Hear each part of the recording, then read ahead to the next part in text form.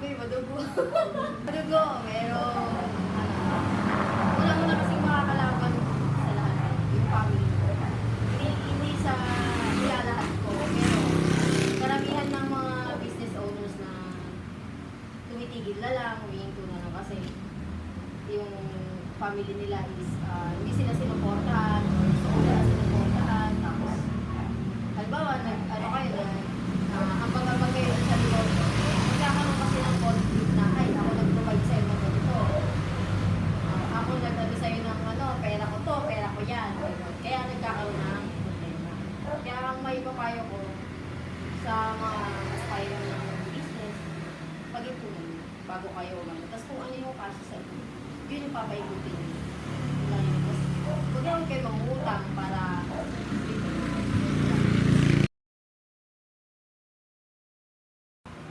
dito sa Pilipinas, wala dito. Kasi kung pagbabasihan namin, halimbawa lang kami magpipinsan, sila lahat may diploma, ako wala. Pero lahat sila empleyado. Ako, hindi siya. Ganun lang yun. Kasi kanya-kanyang pananaw talaga. Sa pananaw talaga yun. Kung ano yung mga business sa sarili mo. Ayun yung mangyayari sa'yo kung ano yung makapag sa isip mo. Hindi ako kayo. Hindi na natin yung panahon tayo. Paniwalaan mo lang yung mga nai-imagine mo pa lang habang bata ka. Tuloy-tuloy lang yun kasi yung universe magano mo yan sa'yo. Kung ano yung tumatakbo sa isip mo, balang araw meron akong ganda. Mangyayari yun. Paniwala lang ako.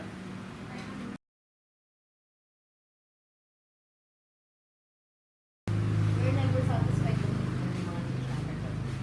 Palagi namin gusto namin palaguin, palakihin, pakilalanin, dumami yung customer. Kasi hindi naman kasi about money. Ang gusto namin, merong storya sa Hopang. Gusto namin yung merienda, dito yung mga broken, dito kumakanta, ganon. Ganon yung gusto namin. Hindi kami, kaya marami yung mga teachers dito eh. Yung mga ngiti na yan, lahat yan may kwento. Mga bata, may mga nag-away pa dyan. Tapos, eto ngayon tayo sa bago. Kaya simula nung nag-start kami sa base, lahat yan, documented lahat yan. Kasi naalala namin, ito yung nag-away. Yung baga kami, hindi yung produkto namin yung paninda namin. Yung mga kwento, yung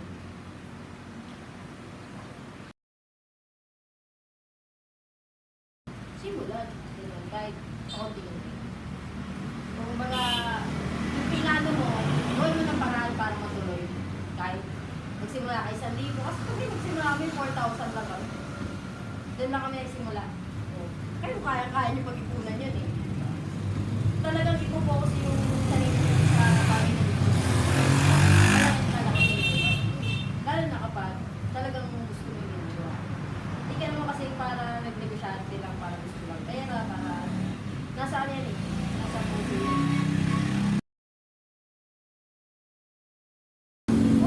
Kasi yun talaga yung hindi ako kahit ng bata pa ako. Kumbaga para sa akin yung pag-aaral is parang bayad ko sa utang na loob ko sa magulang. Ganun yun. Pero syempre, ang tao, ang respeto. Respeto rin naman kung negosyante ka, successful ka. Pero lagi natin tatandaan na mas maganda na ako pagtapos tayo. Babalik ko pa Oo naman. Kasi nung nahinto lang naman ako kasi wala akong pera. Kaya nangyari, nagtrabaho na ako ng trabaho. Simula ng 18 ako, nagtrabaho na ako. Hanggang ngayon. Basta natutunan ko lahat ng pinasok ko na fast food. Alam ko gawin. Wala ko gawin. Yun lang yun. Kasi lahat ng nangyayari sa'yo, mga experience ko lang yun. Bago ba ako natulog mag-Korea? Yun, nag-restaurant ako eh. Nag-Korean restaurant ako dati. Ganun lang. Kaya kayo.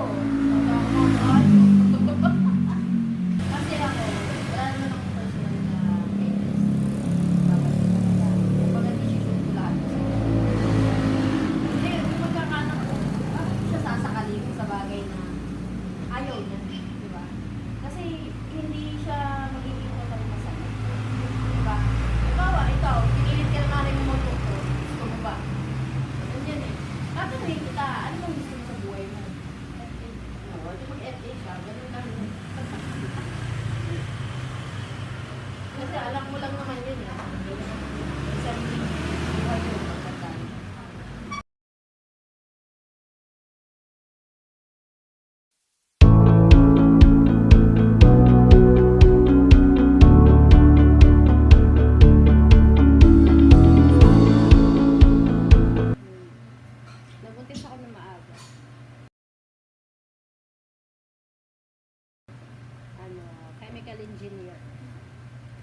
Chemical engineering kasi yung course ko.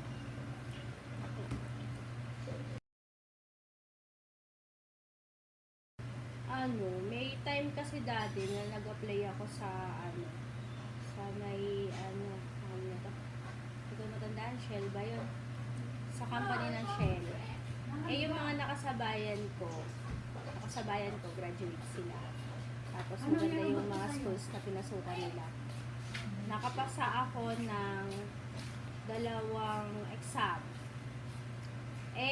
Pagdating dun sa interview, bali kasi 3 yon, may initial na exam, tapos yung final exam. So, yung 2 yon, kailangan makapasa ka doon para makapunta ka sa interview. Then, sa time na yon na, na napasa ko yung 2 exam, tapos sa interview na, nakita nila undergraduate ako. Yun, mas napili nila yung graduate sa hindi ako graduate. Tapos, dapat din, sa National Bookstore, regular na dapat din ako. Dahil sa hindi ako graduate, wala akong diploma, yun yung nakapag sa akin na hindi ako na regular. Oo, madaming hirap. Hirap talaga mag-start. Syempre, kapag una ka palang nagbi-business, syempre wala ka pang mga tao. Di lahat ng load sa'yo, lahat talaga ng trabaho sa'yo. Tapos, syempre, hindi naman ganun kadali na makakuha ka ng mga customers. Hindi ka pa naman kasi kilala. Una talaga mahirap talaga mag-start ng business. Tsatsagain mo lang talaga na magtuloy-tuloy ka. May araw na walang bibilin sa'yo. Tapos may araw din na na kaunti lang. Pero pagka naman nagtuloy-tuloy na yung business mo, nakilala ka na, marami na rin namang pupunta sa'yo. Sa una talaga mahirap. Kasi nga, pinapakilala mo pa lang kasi yung business mo. Tapos, lahat ng pagod sa'yo. Kasi nga, wala ka pang papasweldo eh.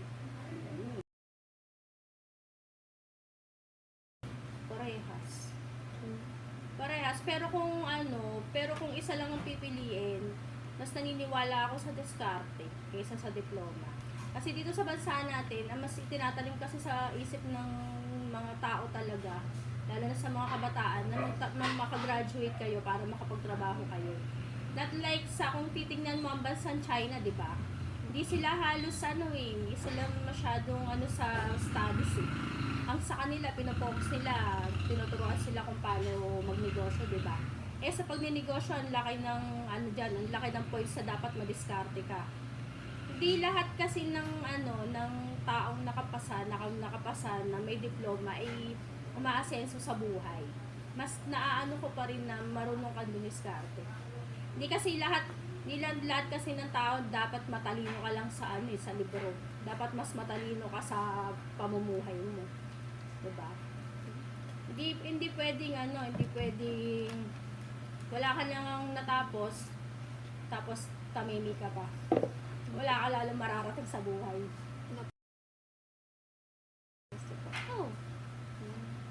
Okay naman siya. Unang-una, magkaroon ka ng faith kay God. Kasi lahat naman ng bagay sa mundo, sa Kanya lang nagmula di ba? Hindi ka makakapagpatuloy kasi ng isang bagay na wala kang pinapaniwalaan na tutulong sa iyo. Para talagang magkaroon ka ng success, una talaga muna si God. Kasi to follow na yan eh. Kapag yung katawan mo, alam mo na ibibigay sa iyo ng Panginoon kung ano man yung hiniling mo, kung ano yung desire ng puso mo, magpa-follow na yan, pati katawan mo, tapos yung strength mo, tapos ako, personally, hindi ko naman talaga alam kung saan ako kukuha ng mga customers, diba? Kasi hindi naman yun sa sarili kong lakas kung bakit ako may masarap akong pagkain. Pero yung trust ko sa Panginoon na laging pinapanalangin ko na siya yung magbigay sa akin ng customers sa araw-araw. Hindi ko alam kung saan kamay niya kukuhanin yun. Pero never na-fail si Lord na ibigay sa'yo. Yung ibibigay niya sa yung mga customers. Kung halimbawa, ka din madi-discourage kung halimbawa na may mga customers ka ngayon tapos hindi mo na sila nakikita. Kasi hindi sa season na to, hindi talaga sila ang para sa'yo. Mayroon talagang ibang ibibigay sa'yo sa Lord. Tapos yun, tuloy-tuloy ka. Tuloy-tuloy ka lang sa business mo. May time na mahina, pero huwag kang madi-discourage dahil lang sa mahina ka ngayon. Kasi darating din yung time na lalakas ka din. meron din season na may malakas ka. Hindi laging nasa down ka, hindi naman laging nasa top ka. Kasi sa business kasi, may time talaga siya na mahina, may time naman na malakas. Tuloy-tuloy lang talaga dapat. Siguro nasa business din ako. Pero hindi ko din masasabi kasi nga engineer ako, engineer dapat ako. Mas gusto ko kasi talaga yun. Hindi ko lang, kaya lang yung leading kasi ni Lord sa akin, hindi pala talaga ako pang engineer eh. Pang business pala ako. May purpose kasi ang bawat tao sa mundo, di ba? Minsan may mga bagay tayo na yun yung gusto natin, pero hindi pala yun ang gusto ng Panginoon para sa iyo. Tapos nung nag-business ako, doon ko nakita yung purpose ko. Kung bakit ako nandito sa larangan na to. Hindi dahil sa gusto ko, kasi gusto ni Lord.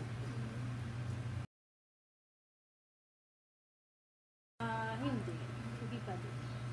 Kasi sa akin, sabi ko naman 'di ba, kung papipiliin ako kanina kung diploma o diskarte, both. Kasi para may choices ka. Kasi ako no choice lang ako eh, kaya kung bata ko nandito eh. Pero kung halimbawa na ginusto din nila yung mag-business at mas maganda naman yung opportunity sa business, eh di doon ka sa business. Pero kung ang purpose mo naman talaga, di ba sabi ko naman sa inyo, depende kasi yan sa Lord kung anong purpose niya. Eh kung ang purpose niya para doon sa larangan na yun, eh di kung doon siya mag-e-excel at yun talaga yun. Hindi kasi lahat ng tao sinasabing pwedeng mag-business. Meron talagang taong pang-business lang, tapos meron din tao talaga na pang-office siya. Depende kasi sa personality ng tao yan. Eh kagaya ng mga anak ko, hindi ko sila nakikita na yung panganay ko kasi di ba nag-aaral siya. Hindi ko siya nakikita na magiging kagaya ko siya. Mas parang nag-e-excel siya para sa sa office. May ganun kasi. Hindi lahat ng tao talaga. Kasi di ba yun ba, gusto, business. Pero hindi mo kasi masasabing madaling mag-business. May tao talaga kasi na talagang dinesign na mag-business ka. At may dinesign talaga na parang yun na magiging work.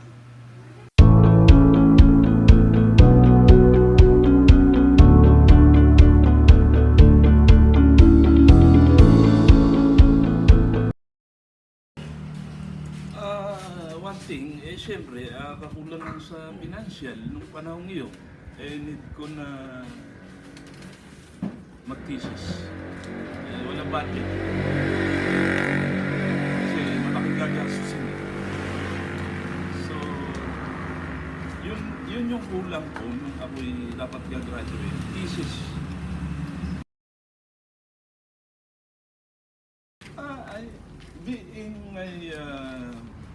My course is Bachelor of Science in Architecture. Actually, ang totoo niyan, kahit na hindi ako nakagraduate, yun ang naging job ko sa design and construction. I work in Shell Philippines Petroleum Corporation for almost 8 years. So nag-umpisa ako ng draftsman, then naging designer, CAD designer. So yun ang magiging job ko.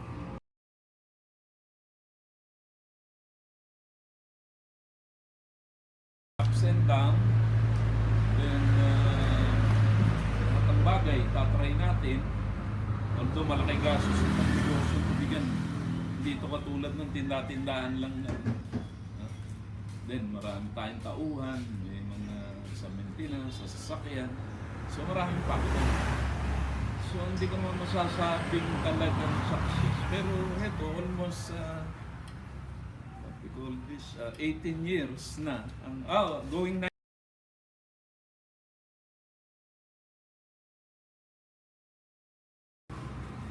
sa isang negosyo hindi mo malalamang magsasucess ito hanggang di mo tinatry. Okay, halimbawa nag-put up kami ng bicycle and motor parts since kailangan din dito tutok at dito sa Quezon, hindi naman ganun ang kasi alam ko marami nga naglagay ng katulad na naligay natin. Pero actually, kung tinuloy po doon, okay naman, kumikita naman. Pero since na, siyempre, ini-expect mo yung mas malaki kita. So, pagka hindi kumikita ng malaki, ile-let go mo.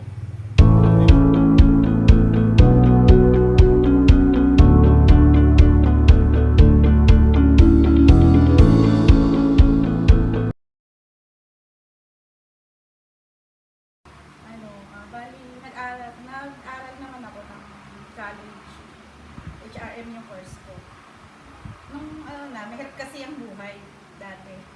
Kaya parang tinamad ako, gusto kong kumita agad para kumita ng pera. 1, 2, 3, 4. Next question po is, Nung bata ako, hilig ako magtinda-tinda talaga. Dati akong nag-Avon, Sara Lee, yung magtinda ng mga beauty products. Kaya yun, ang gusto ko talaga mag-business, magtinda.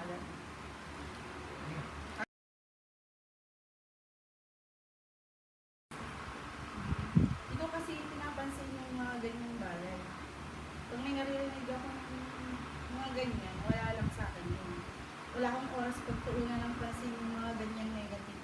Kasi busy ako sa pag-iisip, pagkaplano kung paano ko mas mapapalago yung business.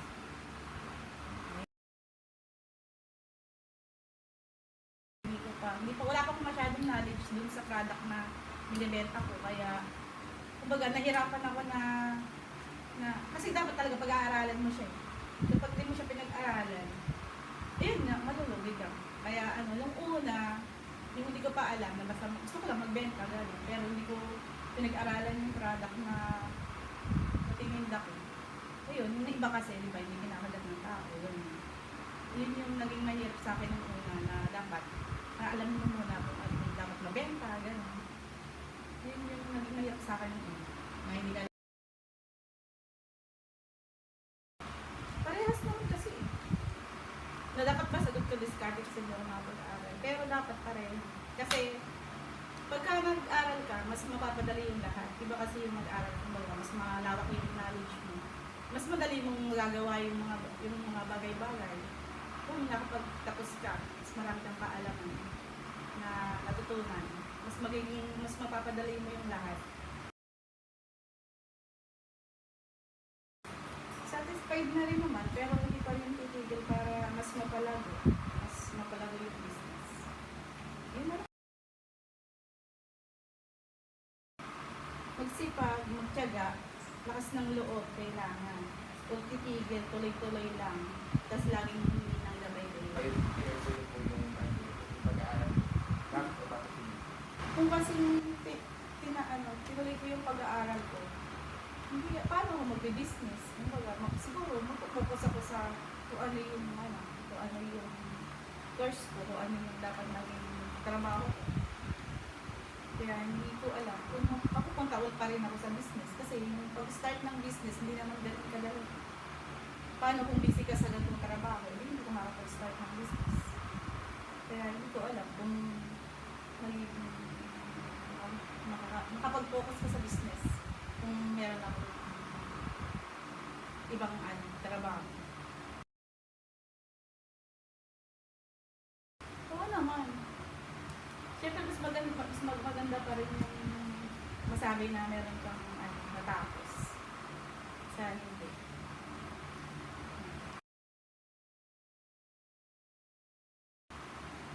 Iko-convince ko siya na magtapos muna ng pag-aaral. Papaliwanag ko sa kanya yung pagkakaiba ng nag-aaral ka at hindi. Mas magiging madali yung pag-business kung mag-aaral ka pa